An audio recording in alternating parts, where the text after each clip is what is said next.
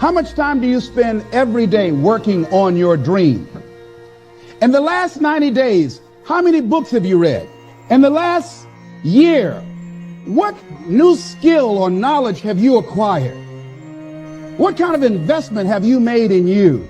You don't want it badder than you want to party. You don't want it as much as you want to be cool. Most of you don't want success as much as you want to sleep. Some of you love sleep more than you love success. And I'm here to tell you today, if you're going to be successful, you gotta be willing to give up sleep. There is no shortcut. There is no hack. There's no sweatless solution. You're gonna have to work. There is always weakness to work on. Always. A lot of them. Why would we allow ourselves to make easy excuses? Why would you allow that? Are you going to make today count? Because that's all you can control. And that's all that matters. It doesn't matter where you start, guys. It doesn't matter what talents you're born with. It's about where you finish. And this race isn't over. It's not over. You could still come in first in the marathon. But you gotta start today. You gotta start now. You have everything you have. Everything you need is inside you. But I realize that doesn't mean just because you don't think you're good enough, doesn't mean you can't be good. Doesn't mean you can't be great. Doesn't mean you can't carry on. But it's not gonna always be like this. Your condition is not your conclusion. Nothing is impossible. So you have to decide before you leave, what's that first thing that's been impossible for you? I want you to attack it and overcome it. Because if you run from the adversity that you're going through today, you'll forever be at that level in which you're going through for the rest of your life. One day you'll look back on your life and appreciate the struggle and have nothing but gratitude for everything that happened along the way. And you come to recognize that in return, you're given the chance to earn the greatest edge of all, and one that can never be taken away. You have enough right now to change your life. You have enough right now to flip this world upside down. You have enough. You got enough power. You got enough anointing. You got enough grace. You got enough patience. You got enough gifting to make your money, get out of debt, get yourself together, and change everything about your world. Realize that you have the ability to make an impact. You have an opportunity to change that story in your head. Put yourself out there, because when you do, amazing things happen. The essence of life is growth. The essence of life is growth, to do the best you can. And here's what's interesting. Humans are the only life form that will do less than they possibly can. Humans are the only life form that will settle for less. Every other life form except human beings strive to its maximum capacity. How tall will a tree grow? Approximately as tall as it possibly can. You never heard of a tree growing half as high as it could.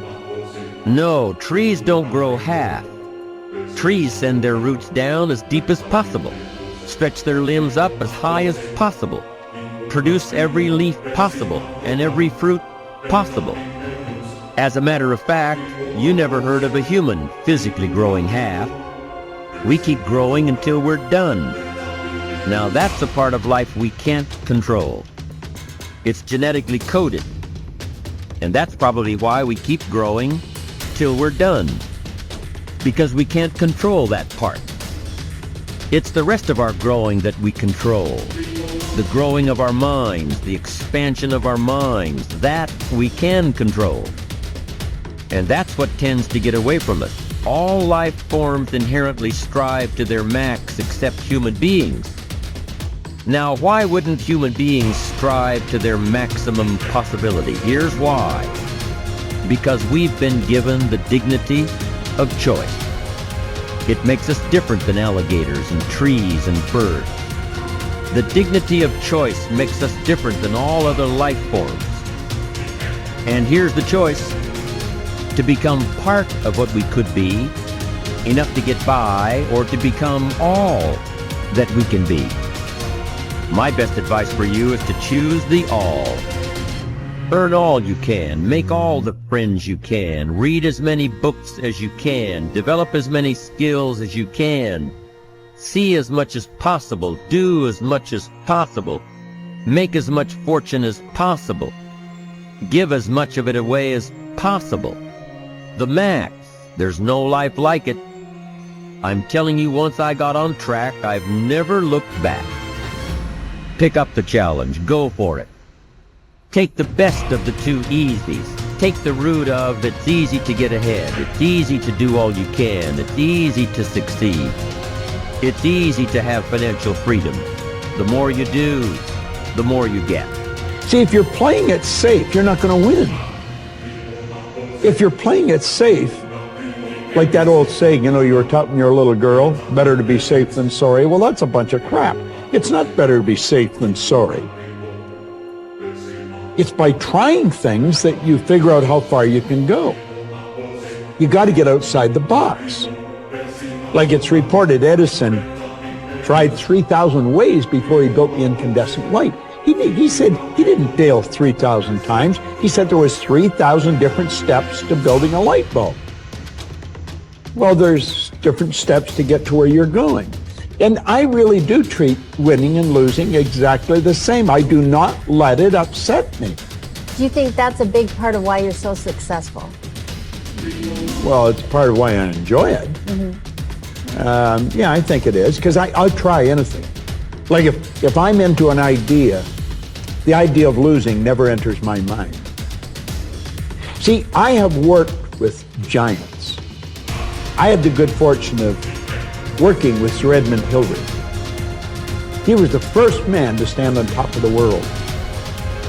And I worked with him on 3 different occasions. And the only difference in Ed Hillary and Bob Proctor is in his size. Now, he's gone now, but he was a big man. And he shook hands with me. His hand wrapped right around mine. I felt like a dwarf, you know. And talking to him, like it never entered his mind he wouldn't get to the top of the mountain. But he failed in 1951. He failed in 1952. It wasn't until 1953 that he got to the top of the mountain. You know, people had died for centuries trying to do that. But he said, I knew if I could see it in here, I could hold it out here. Stella Mann wrote that in a book. You can see it in your head, you can hold it in your hand. And that's right. And if you're not prepared to lose, you're never going to win, because you're always playing it safe. And there's no reward in that. Dare to go forward. Winston Churchill once said, courage is rightly considered the foremost of the virtues, because upon it all others depend. Courage is the chief distinguishing characteristic of the true leader.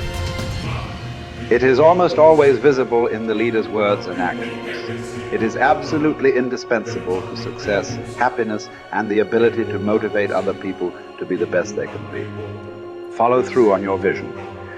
In a way, it is easy to develop a big vision for yourself and for the person you want to be. It is easy to commit yourself to living with complete integrity. But it requires incredible courage to follow through on your vision and on your commitments.